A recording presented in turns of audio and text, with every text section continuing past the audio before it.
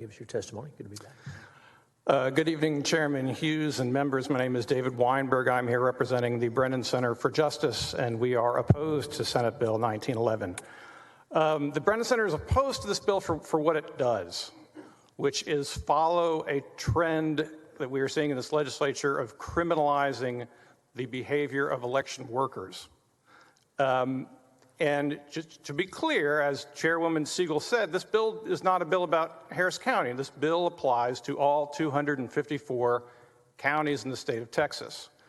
And there has been a real issue. We've heard this in testimony on other bills today on retaining and finding poll workers. This bill would make the failure to deliver supplies, it would go from essentially a speeding ticket, Class C misdemeanor, to looking at real jail time. That could have a chilling effect on trying to recruit and retain poll workers for your elections. I also want to come to this point about, do we have a problem with poll worker intimidation? In Texas, we absolutely do. When the former elections administrator of Gillespie County resigned recently, she wrote, "The threats against election officials and my election staff, dangerous misinformation, lack of full-time personnel for elections office, unpaid compensation, and absurd legislation have completely changed the job I initially accepted.